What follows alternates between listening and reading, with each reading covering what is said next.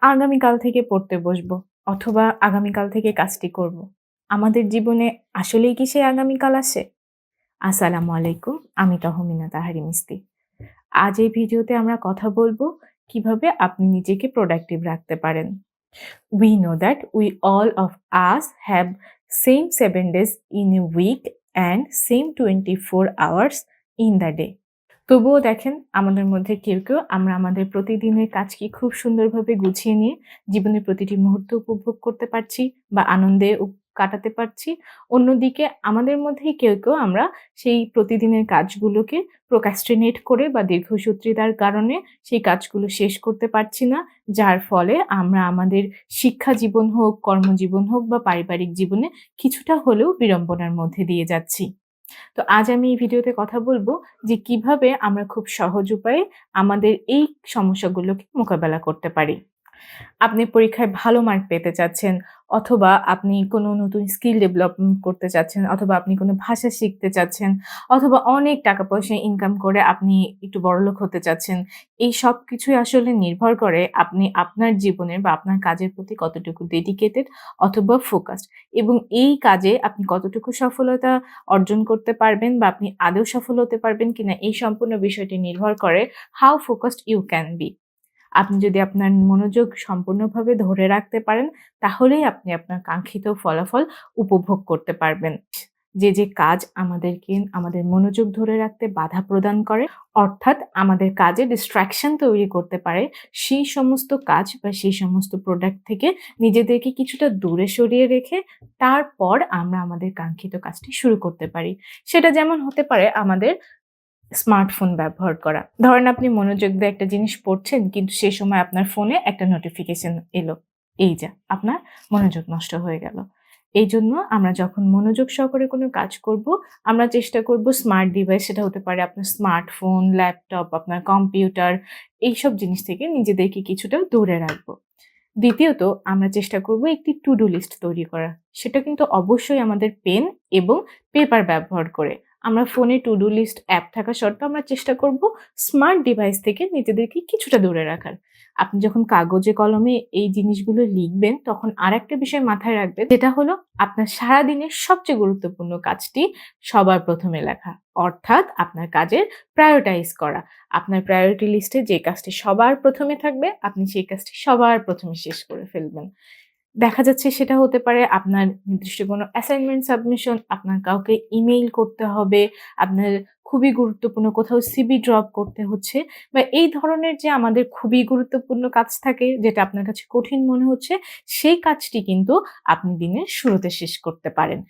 তাহলে দেখবেন সারাদিনে আপনার মাথায় যে একটা কাজের প্রেশার ছিল বা একটা বোঝা ছিল, সেই বোঝাটা কিন্তু কিছুটা হলেও হালকা লাগবে।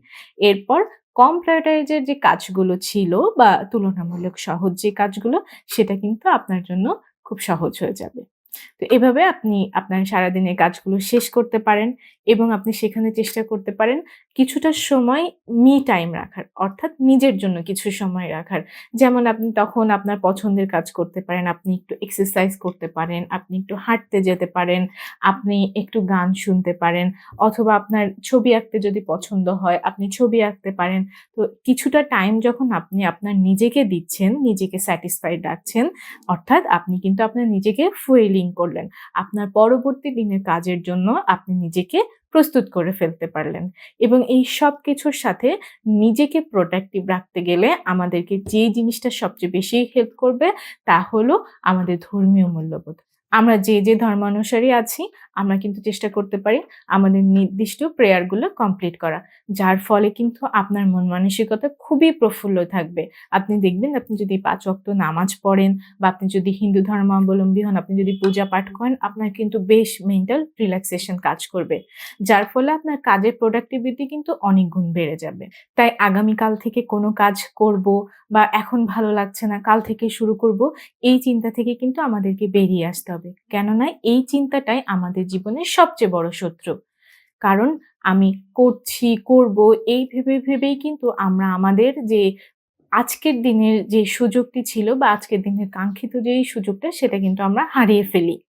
যার ফলে কিন্তু আমরা মানসিকভাবে খুব একটা স্বস্তি পাই না বা আমাদের দীর্ঘসূত্রিতা কাজ করে বা আমাদের procrastination হয়। যার ফলে কিন্তু আমাদের সফলতাও একটু দেরিতে আসে।